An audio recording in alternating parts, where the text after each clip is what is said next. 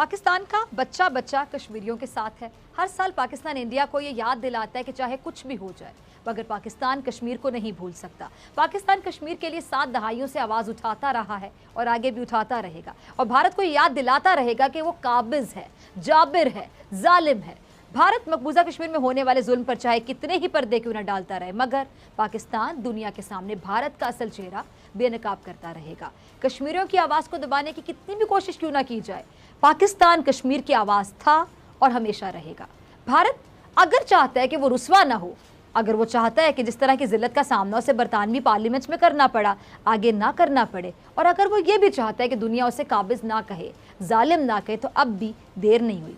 पाकिस्तान एक बार फिर हाथ बढ़ाने के लिए तैयार है, पाकिस्तान फिर मुज़ाकरात के लिए तैयार है, मगर शर्त यह है कि भारत 5 अगस्त 2019 का अपना इक़दाम वापस ले।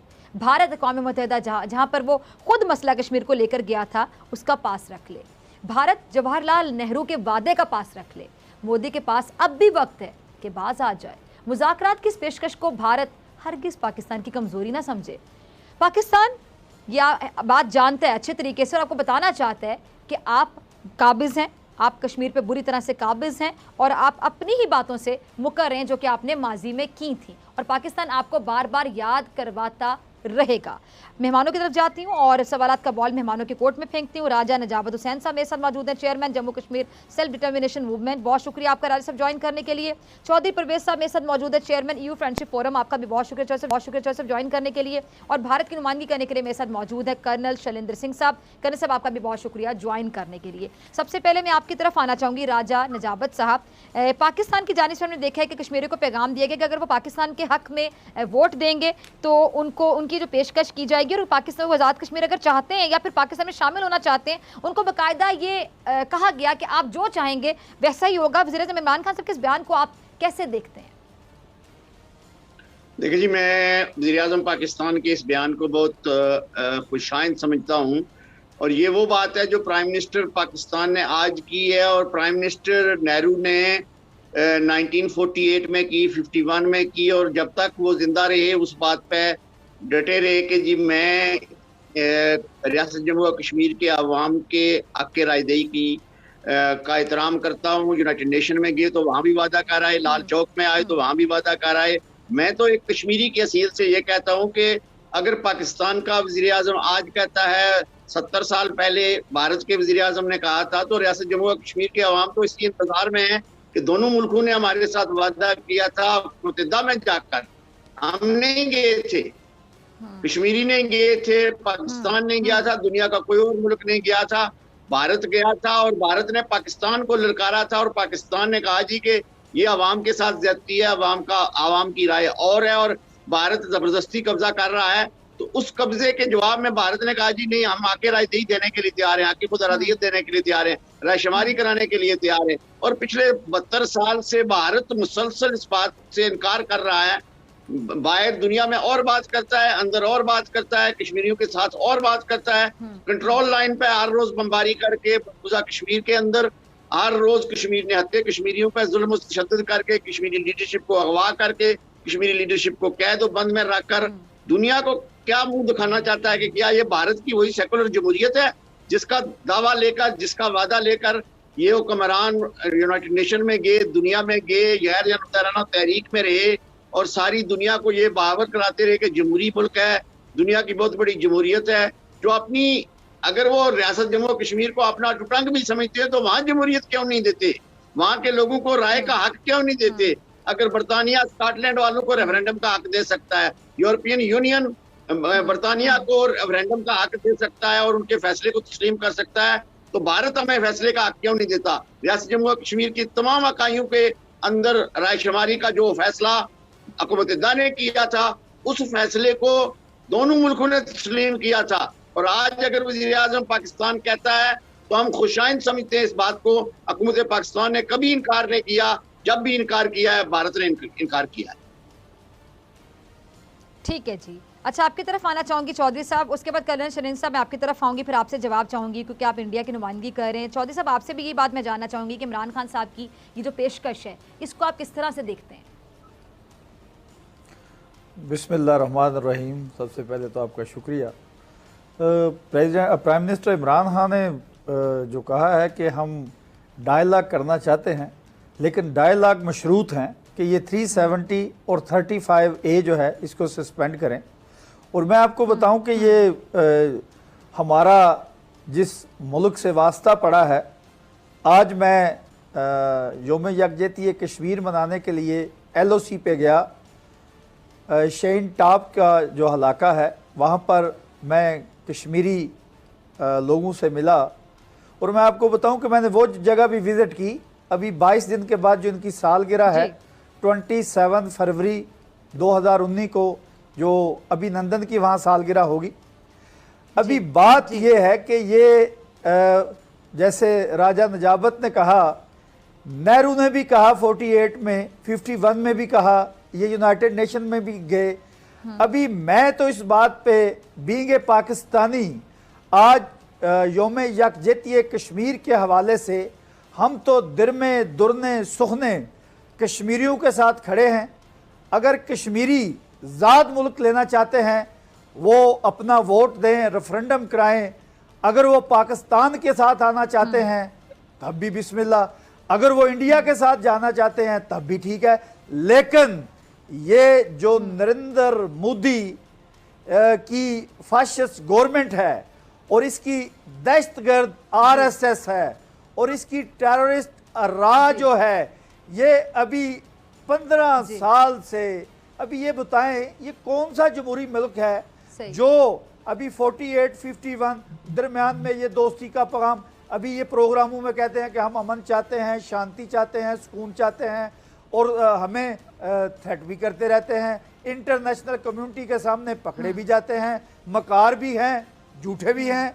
फिर ये खड़े हैं कि हम जो है जमहूरी मुल्क हैं और इनके अपने, अभी मैं आपको बताऊं कि ये जो उधर सिखों की वो किसानों की तहरीक चल रही है, उन्होंने जो बम्बई में, दिल्ली में खालिस्तान का झंडा लगा लिया है। मैं तो हर सोचता हूँ कि हम अपना हमसाया बदल लेते हैं, हम अपना हमसाया बना लेते हैं खालिस्तान को, फिर बात मेरे हाल में अच्छे तरीके से हो जाएगी। क्योंकि ये तो बार बार टेबल से भी भाग जाते हैं, मैदान से भी भाग जाते हैं, ये दरवाजे के पीछे खड़े होकर कभी झूठ का सहारा ले लेते हैं, कभी पाकिस्तान को ग्रे लिस्ट में ले जाने की कोशिश करते हैं। अभी ये वक्त आ गया है क्योंकि ये बार पकड़े जा रहे हैं।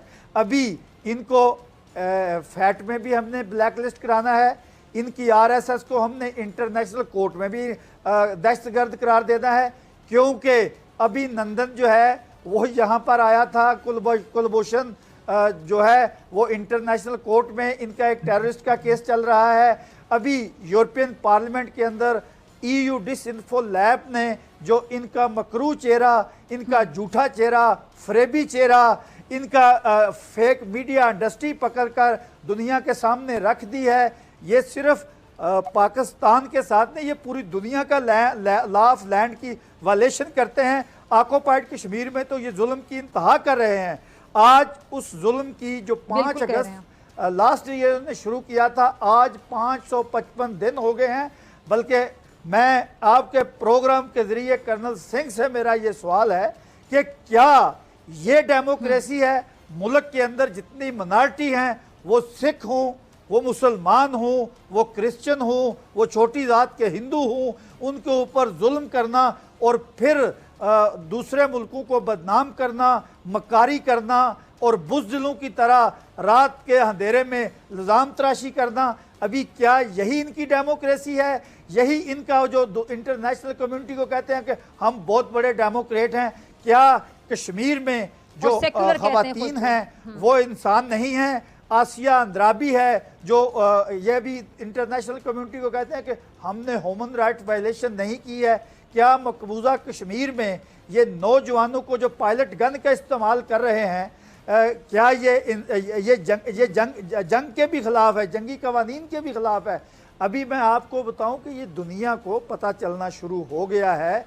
अभी ये जो इनका मौजूदा प्राइम मिनिस्टर है, बुच्चर ऑफ गुजरात जो है, इंटरनेशनल टेररिस्ट जो है, अभी यही इनको ले डूबेगा। ये जो इसकी ख्वाहिश है कि पाकिस्तान में मैं सर्जिकल स्ट्राइक, ये मेरा हाल में वापस उसी खोखे पे जाना चाहता है जहाँ से ये शुरू हुआ था। इसको अभी ये पता नहीं है। और मैं आपको ये बताऊं, इनका एक दावा कि हम बहुत बड़ा मुल्क हैं, ये सवा अरब की आबादी हैं। ये मैं आपको बताऊं कि 22 करोड़ अवाम हम हैं। हमारा मुकाबला ये ज़िंदगी में कर ही नहीं सकते, क्योंकि हम हक और सच पे चलने वाले हैं। हम अगर कश्मीरियों के साथ खड़े हैं तो कश्मीरियों के साथ हम हक और सच पे खड़े हैं। कश्मीरी ज़ादी मांग रहे हैं, कोई भीख नहीं मांग रहे। 1 करोड़ 35 लाख इंसानों का मामला है, ये कुछ ज़मीन का तनाज़ा नहीं है। और ये हर दुनिया, अभी ये मुझे बताएं, ये इंटरनेशनल जो ह्यूमन एक्टिविस्ट हैं, जो ऑब्जर्वर हैं, या जो मिनिस्ट्री ऑफ इंटरनेशनल है, इन्होंने मकबूजा कश्मीर को नो गो एरिया क्यों बनाया हुआ है?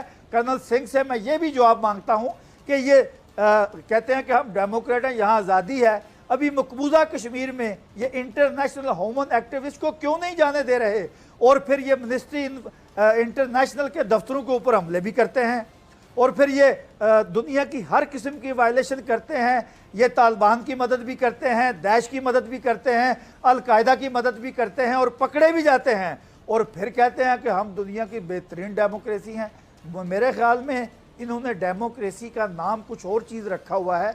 अभी हमें ये पता करना चाहिए कि ये डेमोक्रेसी के पीछे इनका जो भयानक चेहरा है, उसको अभी दुनिया ने भी देख लिया है। अभी वो अमेरिका हो, अफ्रीका हो, यूरोप हो, अमेरिका हो, यूके हो, अभी हर पार्लियामेंट में इनके खिलाफ आवाज़ें उठनी शुरू हो गई हैं। और वो वक्त दूर नहीं जब इनकी 9 लाख दहशतगर्द फौज को मकबूजा कश्मीर से भागना पड़ेगा, जैसे लद्दाख में चाइनी फौज ने जो इनके साथ किया है। अभी वही इनके साथ मकबूजा कश्मीर में होने वाला है, क्योंकि मजलूमों की आह जो है वो एक दिन सुनी जानी है। और वो वक्त दूर नहीं जब दिल्ली में तो खालिस्तान का झंडा लग गया, और इंशाल्लाह श्रीनगर में पाकिस्तान का झंडा लगेगा। और आज आपके प्रोग्राम के ज़रिए मैं उन माओं को, बहनों को, बेटियों को सलूट पेश करता हूं, जो इंडियन दहशतगर्द फौज जो है वहां पर मकबूजा कश्मीर में जो नौजवान को शहीद कर रहे हैं। और आफरीन है उन माओं के ऊपर जो सब्ज़ हलाली परचम में उनकी जस्दे खाकी को जो है दफनाते हैं। हम उसको सलूट पेश करते हैं और इस प्रोग्राम के ज़रिए वादा करते हैं कि जब तक हम नरेंद्र मोदी और उसकी दहशतगर्द फौज और RSS से कश्मीरियों को उनका हक के खुदरादियत दिला नहीं सकते, हम उस वक़्त तक चैन से नहीं बैठेंगे। चाहे ये जितने दुनिया में हमें हमारे ऊपर एलिगेशन लगाते हैं, अभी ये पकड़े जा रहे हैं, इनकी मकारियाँ, इनकी झूठेपन अभी पूरी दुनिया को पता चल गया है। ठीक है जी, ठीक। कर्नल शर्निंदर सिंह साहब, मेरे ख्याल से मुझे सवाल पूछने की ज़रूरत नहीं, बहुत से सवालात उठा दिए हैं चौधरी परवेज़ साहब ने आपके लिए। आपके पास कुछ जवाब? अगर आप इजाज़त दें तो जिस तरीके का कंडक्ट मेरा रहा है कि मैंने आप लोगों की बात सुनी है, मैं आशा करता हूं, उम्मीद करता हूं, रिक्वेस्ट करता हूं आप लोग भी सुने, क्योंकि वन वे ट्रैफिक नहीं होना चाहिए। ठीक, सब अपनी बारी पे बोलेंगे। ठीक है जी, आप प्लीज जवाब दीजिए। मेरी रिक्वेस्ट है, आप मेरे से एग्री ना करने का हक रखते हैं, लेकिन मुझे मेरी बात बोलने का हक मुझे आपको देना चाहिए। ठीक है। सबसे पहली बात, प्राइम मिनिस्टर इमरान खान साहब, I admire you, I respect you कि आपने एक डायलॉग की, एक पीसफुल डायलॉग की बात करी है। आपने वो कलेजा दिखाया है, आपको बहुत बहुत बधाई हो इस बात की। लेकिन प्रॉब्लम कहाँ आ गई? प्रॉब्लम है कि जैसे ही हमारे पॉलिटिशियंस, चाहे वो पाकिस्तान में हो या इंडिया में हो, जैसे वो कंडीशंस लगा देते हैं, वो आप अपने आप में अपनी स्टेटमेंट को डिफीट कर देते हैं, आप उसको कमजोर कर देते हैं। आप बात करने के लिए बात कहें, बड़ी अच्छी बात है, लेकिन साथ में जब कंडीशन लगाते हैं, इस वजह से दोनों पॉलिटिकल पार्टीज या दोनों सरकारें, पॉलिटिकल सरकार अपने आप में अटक जाती है। इस वजह से शायद मुझे लगता है कि हम इस पीस टॉक के ऊपर प्रोग्रेस नहीं कर पा रहे। अब आगे बात जो अच्छी किसी ने कही कि बहुत बढ़िया बात कही कि राजा साहब ने कही कि भाई हम चाहेंगे कि कश्मीर में जो लोग चाहते हैं वो होना चाहिए, बिल्कुल होना चाहिए, ऐसा ही होना चाहिए। इंडिया भी यही सोचता है, मैं भी यही सोचता हूँ। In spite of being a फौजी, जिसके लिए प्रोबेबली आपके दूसरे साहब ने कुछ बड़े अच्छे शब्दों का इस्तेमाल नहीं किया, लेकिन मैं उनको उसके लिए ब्लेम नहीं करता हूं, क्योंकि अपनी अपनी अपब्रिंगिंग होती है। आप एक दूसरे को अच्छे तरीके से भी बता सकते हैं कि कोई चीज शायद ठीक नहीं हो रही। आपने जो बात कही कहीं पर कि पाकिस्तान में हम सर्जिकल स्ट्राइक करना चाहते हैं, हम क्यों करना चाहेंगे? आप बताइए, हम क्यों करना चाहेंगे सर्जिकल स्ट्राइक? और अगर सर्जिकल स्ट्राइक करना हमारी आदत है, हमारी फितरत में है, तो हम रोज कर रहे होंगे। ये एक ही बार क्यों होगी सर्जिकल स्ट्राइक? 2 ही बार क्यों होगी? आई थिंक हम लोगों को आपस में मिलकर ये बात समझनी चाहिए कि इंडिया सर्जिकल स्ट्राइक कभी नहीं करना चाहेगा अनलेस उसकी मजबूरी हो। मजबूरी में करता है। जब कोई ऐसा अच्छा, सॉरी मैं आपकी बात काट रही हूँ। कर्नल साहब, आपसे सवाल पूछना चाह रही हूँ। आपका जो भारतीय मीडिया, जो कि नरेंद्र मोदी साहब ने बकायदा गोदी लिया हुआ है, यानी नरेंद्र मोदी साहब जो डिक्टेशन देते हैं, मीडिया वही ज़बान बोलता है, ये बात आपको भी पता है, पूरे भारत को भी पता है।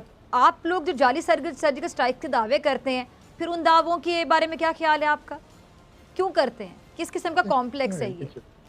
मैं आपको बड़े क्लैरिटी, देखिए इसमें आप साइड्स मत लीजिए। ब्लेम गेम करेंगे तो ये एक नॉर्मल टीवी प्रोग्राम हो जाएगा कि आप हम पर ब्लेम कर रहे हैं, हम आप पर ब्लेम कर रहे हैं। अब जैसे देखिए, मेरी बात सुने, वो आपको याद होगा, मेरे बाकी जो दोनों पैनलिस्ट हैं वो भी इस बात से एग्री करेंगे। देखिए आप पौधे दरख्त गिराने के बाद आप लोग पता नहीं क्या क्या क्लेम कर देते हैं। आप लोग ऐसी हरकत क्यों करते हैं? चले, मैं आपसे नहीं पूछ रही, आप तो एक न्यूट्रल हैं और आप नुमाइंदगी कर रहे हैं वहाँ की। आप मुझे बताएं कि आपके जो बीजेपी की गवर्नमेंट है, आपकी जो भारतीय सेना है, वो लोग इस तरह के दावे क्यों कर जाते हैं? बिल्कुल ठीक बात है, इस तरह का दावा नहीं करना चाहिए अगर हमने कुछ नहीं किया। लेकिन अब तो आपकी पार्लियामेंट में किसी ने कुछ कह दिया, यानी आप मानते हैं ना कि इस तरह के दावे झूठे किए जाते हैं और कुछ नहीं किया जाता आपकी जानिब से, लेकिन कह दिया जाता है कि हमने ये कर दिया। मैंने तो यही कहा कि किसी भी तरह का झूठा दावा नहीं करना चाहिए, और जिस दावे की आप रेफरेंस ले रही हैं वो आपके पार्लियामेंट में आपके पार्लियामेंटेरियंस ने उसकी एक्नॉलेजमेंट ऑब्लिक उसके बारे में बोलकर बेकार में एक नया फसाद खड़ा कर दिया कि जी ये तो सब हुआ था और हमारे को चपेट लगी थी वगैरह। लेकिन वो गलत लैंग्वेज है। किसी ने भी ऐसा नहीं बोला कि ऐसा सब हुआ था, किसी ने भी नहीं बोला। ऐसा किसने बोला? किसी ने भी नहीं बोला। डॉक्टर फिजा साहब, मैं आपसे ये जरूर दरखास्त करूंगा, आपकी एक अच्छी रेपुटेशन है सच बोलने की, अच्छा बोलने की, और जैसा आप ही कह रही हैं कि किसी भी तरह से आपको गलत तरीके का मीडिया नहीं बनना चाहिए, तो आपको भी मालूम है मैं किस चीज की रेफरेंस ले रहा हूं। ब्लेम गेम नहीं करने की कोशिश कर रहा हूं मैं, इसको आगे चले अब अपनी बात खत्म कीजिए। आपने कहा था कि मेरे दरमियान में इंटरप्ट ना कीजिएगा, ठीक है? आप बात खत्म कीजिए फिर मैं जी मैं आपको सिर्फ ये बोल रहा हूं कि किसी भी तरह का डायलॉग, पीसफुल डायलॉग, अगर पाकिस्तान इंडिया को करता है और अगर इंडिया पाकिस्तान को करता है, इससे और अच्छी कोई बात ही नहीं हो सकती। वो बात होगी या नहीं होगी वो अगला कदम है, लेकिन पहला कदम अपने आप में बहुत ही अच्छा है। और स्पेशली अगर आप, जैसा इस समय हम डिस्कस कर रहे हैं कि अगर वो पीसफुल टॉक हम JNK के लिए कर रहे हैं, और इससे क्या, क्योंकि देखिए अल्टीमेटली इंडिया और पाकिस्तान के बीच में अगर कोई मेजर डिफरेंस है तो वो सिर्फ एक JNK से रिलेटेड है। अदरवाइज आपके हमारे बीच में क्या डिफरेंसेस है? हम अच्छा खासा ट्रेड कर रहे हैं, हम अच्छे खासी आजकल बड़ी जिम्मेदारी की स्टेटमेंट्स दे रहे हैं। चाइना से रिलेटेड पाकिस्तान कुछ नहीं कह रहा, बड़ी अच्छी बात है, हमें एनकरेज करना चाहिए, अप्रिशिएट करना चाहिए। आपने 2 टेररिस्ट को बंद कर दिया है, हमें अगेन आपको एनकरेज करना चाहिए, अप्रिशिएट करना चाहिए कि आप टेरर के खिलाफ काम कर रहे हैं। लेकिन अगर आप ये कहें जो साहब कह रहे थे कि FATF में हम आपको ग्रे लाना चाहते हैं, हम क्यों लाना चाहेंगे? एक पीसफुल पाकिस्तान, एक पीसफुल पड़ोसी देश हमारे लिए सबसे एडवांटेजियस है। FATF में इंडिया आपको कभी नहीं लाना चाहता। इंडिया के बजाय FATF अपने आप की एक ऑर्गेनाइजेशन है, वो आपको देख रही है, आपके काम करने के तरीके को देख रही है, आपको मौका दिया जा रहा है कि बार बार कि इसको ठीक करिए, और आप उसे ठीक कर भी रहे हैं। कहां 27 रिक्वायरमेंट थी, आज की तारीख में सिर्फ 3 से 5 रिक्वायरमेंट बच गई हैं कि FATF आपको ग्रे से, मेरे हिसाब से, और भगवान करे ऐसा ही हो, वाइट करे। मैं तो ये चाहूंगा, हमारा देश भी यही चाहेगा। क्योंकि आप एक बात बताइए, अगर आप ग्रे या ब्लैक हो भी जाते हैं, हमें क्या फायदा होगा? हमें कोई फायदा नहीं होगा। देखिए, दोनों देशों के लिए बहुत जरूरी है कि ये सारे डिफरेंसेस छोड़कर इकोनॉमिक डेवलपमेंट पर आइए। आपके और मेरे बीच में एक कल्चरल बॉन्डेज है, 5 साल पुराने हम भाई हैं, और उस भाई वाले जो भाईचारे का जो नाता है, हम उस पर कंसंट्रेट नहीं करते, एक दूसरे को गाली देने पर करते हैं, जो कि अपने आप में कोई रिजल्ट नहीं दे रही, ना आपको ना मुझको। सही सही। अच्छा राजा नजाबत साहब, मैं आपकी तरफ आना चाहूँगी। आपने इनको भी सुना, शैलेंद्र सिंह साहब को, अगर आप कुछ ऐड करना चाहें, आप क्या कहना चाहेंगे? जैसा कि सर्जिकल स्ट्राइक वाले सवाल पे उन्होंने जो जवाब दिया, आप मुतमईन हैं उस जवाब से?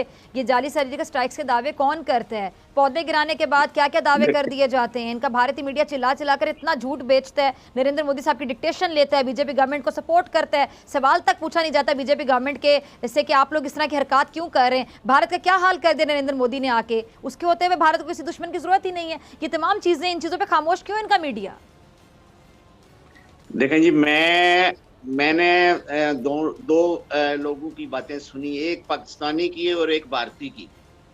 बात यह है कि आज जिस सवाल पे आप हमसे राय ले रही हैं वो है कश्मीर का सवाल, वो है कश्मीर का तनाजा, वो है कश्मीर जिसके अंदर 6 लाख लोगों की कुर्बानियां हैं, जिसके अंदर 9 लाख भारतीय फौज मौजूद है, जिसके दरमियान में हर रोज क्रॉस बॉर्डर फायरिंग होती है, इधर से भी कश्मीरी मरता है, उधर से भी कश्मीरी मरता है। मैं ये कहना चाहूंगा, और फिर ये, सॉरी मैं आपकी बात काट रही हूं राजा साहब, फिर ये कहते हैं कि कश्मीर इनका अटूट अंग है, जहां पे कश्मीरियों के अंग अंग पर गोलियां चलाई जाती हैं, निहत्ते कश्मीरियों के ऊपर जुल्म का सिलसिला बंद नहीं हो रहा। ये किस मुंह से कहते हैं कश्मीर इनका अटूट अंग है?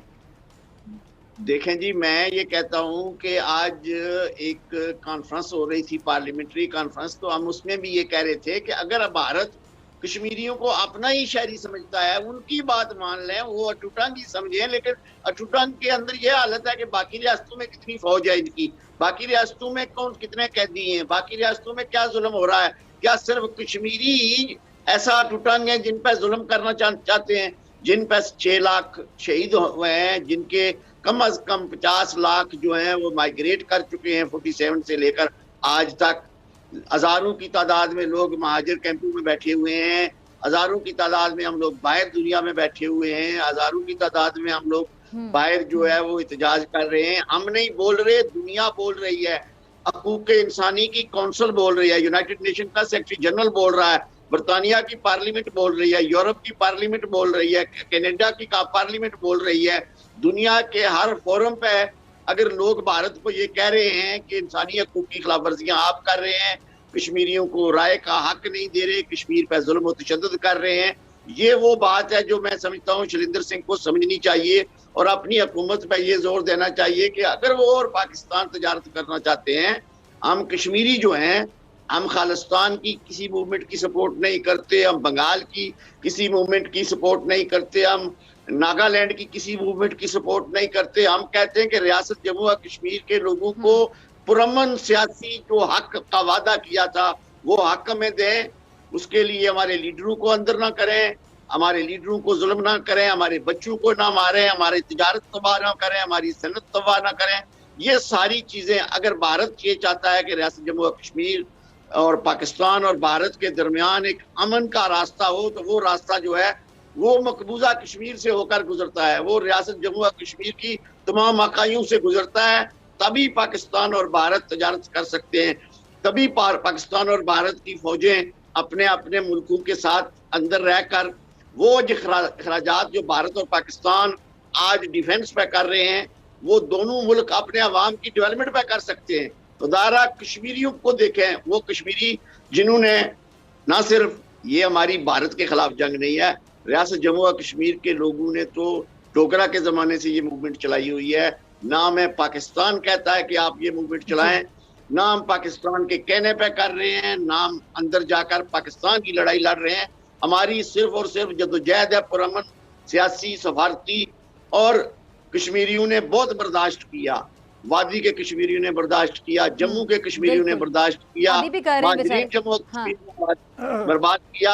और हम सब ये कहते हैं कि पाकिस्तान और भारत अमन से रहें, तजारत करें, लेकिन कश्मीरियों को तो उनका हक के खुदारदियत दें जो दोनों मुल्कों ने अक़वाम मुत्तहिदा की मौजूदगी में, आलमी बरादरी की मौजूदगी में तस्लीम किया हुआ है। खदारा हमें ना मारे, आपस की लड़ाई में हमें ना मारे। ठीक है जी, ठीक है। अच्छा, आपकी तरफ आना चाहूंगी मैं चौधरी परवेज साहब। अब मसला कश्मीर को हल करने के लिए पाकिस्तान का मजीद क्या किरदार होना चाहिए, आपको क्या लगता है? अब जैसा कि प्राइम मिनिस्टर इमरान खान साहब जब से पीटीआई की गवर्नमेंट आई, हमने देखा कि पुराने वज़ीर आज़म भी आवाज़ उठाते रहे होंगे, लेकिन इस तरह आवाज़ नहीं उठाएगी किसी कभी भी जिस तरह पीटीआई की गवर्नमेंट आने के बाद आवाज़ उठाई गई। इमरान खान साहब ने कहा मैं सफ़ीर बनूंगा, बन के दिखाया, प्रैक्टिकली साबित किया, और आज जो पेशकश की गई तो बड़ी अच्छी पेशकश थी। मतलब इससे ज़्यादा कोई ऑनेस्टी का मुजाहरा किस तरह करे? अब पाकिस्तान के किरदार को आप कैसे देखते हैं? पाकिस्तान तो हमेशा से कश्मीर के साथ खड़ा हुआ है, लेकिन भारत की हठधर्मी पर मैं आपका कमेंट चाहूंगी कि भारत अपनी हठधर्मी पर क्या हमेशा कायम रहेगा? भारत कभी भी कोई ऐसा वक्त आएगा कि होश के नाखून लेगा? पहले तो सबसे मैं कर्नल सिंह की बात का जवाब देना चाहता हूं। इन्होंने कहा कि पाकिस्तान को हम अप्रिशिएट करते हैं कि इन्होंने 2 टेररिस्ट जो हैं वो बंद किए हैं। कर्नल सिंह को मैं ये मोदबाना गुजारिश करता हूं, रिक्वेस्ट करता हूं, आपके भी 2 दहशतगर्द बंद कर ले जो पुलवामा में अपने फौजी मरवाए, और आपके अपने ही मीडिया के बंदे ने डिक्लेयर किया कि ये फौजी नरेंद्र मोदी के कहने पे मरवाए। अभी वो उस दहशतगर्द को भी आप अंदर करें, और जो आपका नेशनल सिक्योरिटी एडवाइज़र है अजीत दोवल, उसको भी आप अंदर करें। चले 2 हमने अगर टेररिस्ट अंदर कर लिए हैं, 2 टेररिस्ट आप भी अंदर करें। हम ये माने कि आप अमन चाहते हैं, आप वाकई कोई ऐसा काम नहीं करना चाहते हैं। अभी आपने कहा कि हम सर्जिकल स्ट्राइक करना नहीं चाहते हैं, ना हमने कभी सोचा है। तो फिर कर्नल सिंह अपने प्राइम मिनिस्टर को भी ये कहो ना कि जब बोलता है जोशे खिताबत में तो होश के नाखन लेकर बोला करे। अभी वो कहता है कि हम सर्जिकल स्ट्राइक का तो दावा उसी ने किया था, और अभी आपने एक कहा कि फैट में आप चाहते हैं कि हम निकल जाएं। जो हमारे ऊपर 27 एतराज़ात लगे थे, वो 27 के 27 आप लोगों ने लेफ्ट राइट से लॉबी करके लगाए थे, जो आप अभी पकड़े गए हैं। EU डिसइंफो लैब ने जो आपका झूठा मीडिया इंडस्ट्री पकड़ ली है, अभी अगर 2 या 5 रह गए हैं, ये हमारी स्वार्थकारी है, ये हमारी बहादुरी है। हमने इंटरनेशनल कम्युनिटी को ये प्रूफ किया है कि ये जो आपने हमारे ऊपर एलिगेशन लगाए हैं, जो प्रोपेगेंडा कर रहा है, जो अफगानिस्तान के जरिए दखल अंदाजी कर रहा है, अभी आप चाहते हैं। वैसे मैं पिछले प्रोग्राम में भी एक कर्नल ही था, कर्नल सिंह, उसने भी कहा था हम अमन चाहते हैं, अमन चाहते हैं। कभी बलूचिस्तान के जरिए दखल अंदाजी करते हैं, कभी अफगानिस्तान के ज़रिए करते हैं, कभी ईरान के ज़रिए करते हैं, कभी बांग्लादेश के ज़रिए करते हैं। आप ज़बरदस्त बात करते हैं, भाषण तो आप देते हैं कि हम भाई हैं, हमारा तल्लुकात ठीक चाहते हैं, और हमारे और आपके दरमियान में जो सबसे बड़ा झगड़ा है जो सबसे बड़ा हमारे और आपके दरमियान में, वो है मसला कश्मीर। वो है ऑक्युपाइड कश्मीर में बसने वाले कश्मीरी, जिनके ऊपर आप 73 साल से इनलीगल ऑक्युपेशन किए हुए हैं। 9 लाख फौज। अभी जैसे राजा नजाबत ने कहा, आपकी बाकी रियासतें भी हैं। अभी नागालैंड फ्री होना चाहता है, खालिस्तान बनना चाहता है, और 15 आपके मुल्क के अंदर तहरीकें चल रही हैं। अगर आप हमारे मुल्क के अंदर ऐसी चीज़ें देखना चाहते हैं, तो हम तो इंडिया के छोटे छोटे टुकड़े देखना चाहते हैं। लेकिन अगर आपकी बात को मैं फिर लेता हूं कर्नल सिंह, अगर आप ये बात करना चाहते हैं कि हम अमन चाहते हैं, पाकिस्तान के साथ दोस्ती चाहते हैं, हमारे आपके दरमियान तजारत भी होगी, दोस्ती भी होगी, मोहब्बत भी होगा, इश्क भी होगा, लेकिन शर्त है आपको 9 लाख फौज जो है वो ऑक्युपाइड कश्मीर से, मजलूम कश्मीरियों से, उनकी जो आप नस्ल कशी कर रहे हैं, वहां पर आप लाकर अपने लोगों को आबाद कर रहे हैं। आप क्या समझते हैं इंटरनेशनल कम्युनिटी सो रही है? आप ये एक तरफ ये लेके जा रहे हैं कि हम वहां पर हिंदुत्व जो है गवर्नमेंट लोगों को लाकर बैठाकर, आप तो कर्नल सिंह खुद देख रहे हैं कि वहां पर आप जो हैं, आपके साथ क्या हो रहा है।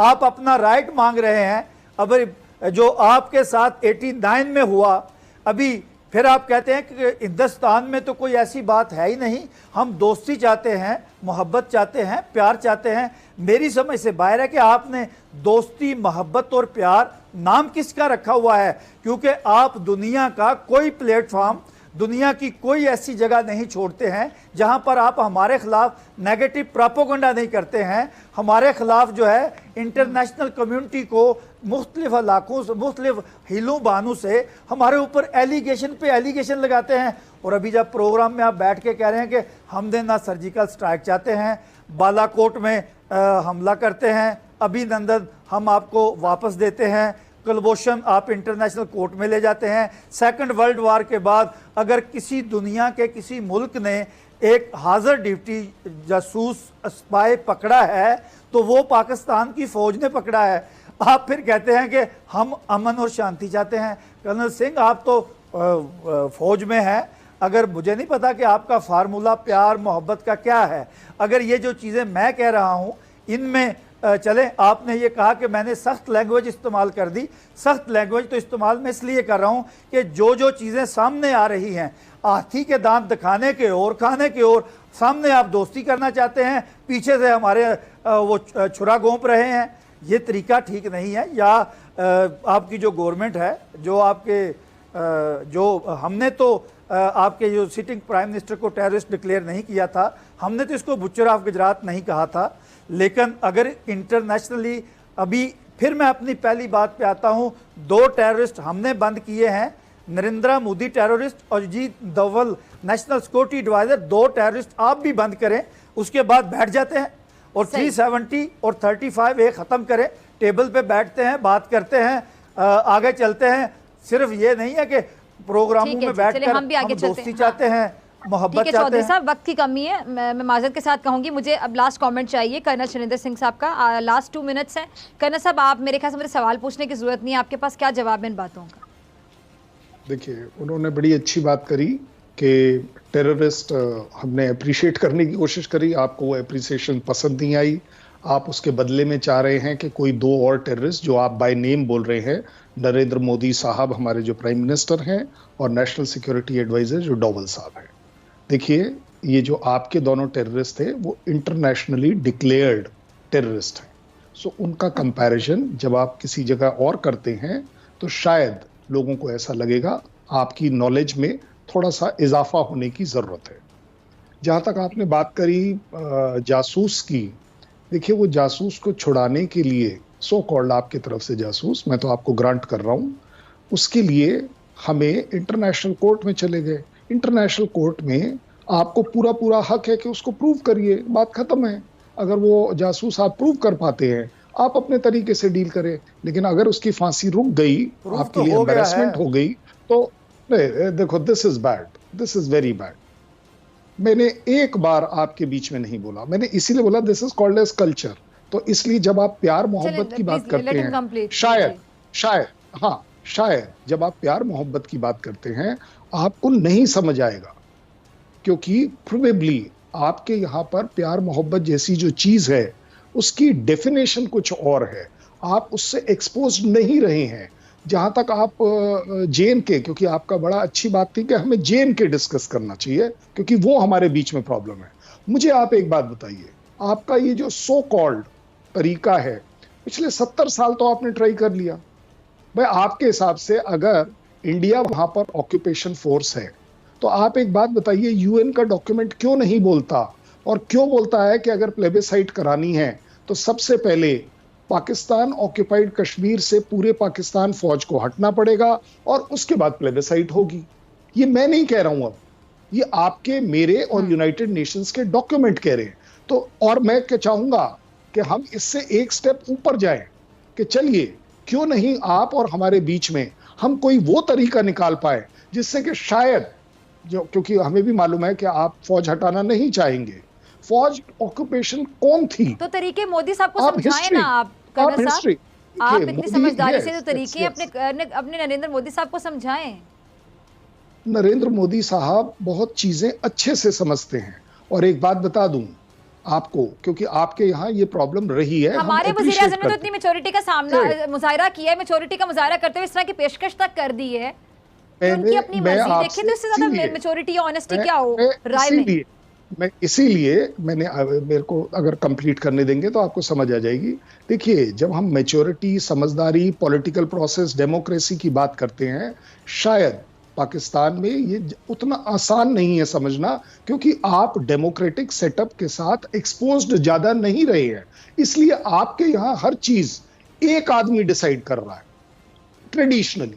हमारे यहाँ ऐसा नहीं है। सब डेमोक्रेसी की तो बात ही ना करें, कैसी जमहूरियत जहाँ पे इतने लोग सफर कर रहे हैं, वहाँ पे एक मखसूस तबका है जो मेरे ख्याल से जमहूरियत के सम्राट को एंजॉय कर रहे हैं। बाकी मुझे बताएं कि क्या डेमोक्रेसी आपके यहाँ। डॉक्टर फिजा, ये जो खालिस्तान के लिए एहतजाज हो रहे हैं, मुझे बताइए किसानों के साथ जो आप लोग कर रहे हैं, जो जुल्म कर रहे हैं किसानों के साथ, आप मोदी अपनों को नवाजने के लिए जो हरकतें कर रहे हैं, ओछे हथकंडे कर रहे हैं, और मुझे दुख होता है कि नरेंद्र मोदी को सपोर्ट करने के लिए, बीजेपी गवर्नमेंट की फजूल तरीन पॉलिसीज के, उनके जुल्म को सपोर्ट करने के लिए आपका बॉलीवुड भी सामने आ जाता है, आपका मीडिया भी नरेंद्र मोदी के साथ खड़ा हो जाता है। क्यों कोई आवाज नहीं उठाता? मतलब जो मजलूम है इसको दबाए चले जा रहे हैं, ना कश्मीर में गोलियां चलती हुई आप लोगों को नजर आ रही हैं, ना किसानों के साथ जुल्म होता हुआ नजर आ रहा है। समझ नहीं आएगा वो डॉक्टर फिजा को, समझ इसलिए नहीं आएगा क्योंकि she is not expose to the democratic system. हमारे यहाँ आवाज उठाना बंदे का हक है। आपके यहाँ हो रहा है इसको डेमोक्रेसी कहेंगे? नहीं, यस बिल्कुल, दिस इज डेमोक्रेसी। इंडिया में है मेरा किसान सड़क के ऊपर आ सकता है, उसको अलाउड है। आप इस बात को नहीं समझ पाएंगी। हमारे यहाँ बोलने की आजादी है। उसको सड़कों पे आने क्यों दिया गया? उस किसान को सड़कों पे लाया क्यों गया? ये this is that is why you will not understand कि डेमोक्रेसी क्या होती है। सड़क पर आना और वहां पे पाकिस्तान जिंदाबाद के नारे लगे। कौन सा पाकिस्तान का जिंदाबाद? नहीं, आप इसको पाकिस्तान एंगल मत दीजिए। बड़ी लकीली आई एम सेइंग कि पाकिस्तान ने एक अच्छा मैच्योर स्टैंड रखा है कि किसान के रिलेटेड कुछ नहीं कुछ भी ऐसा गलत नहीं बोला है। बड़ी जिम्मेदारी से बोला है।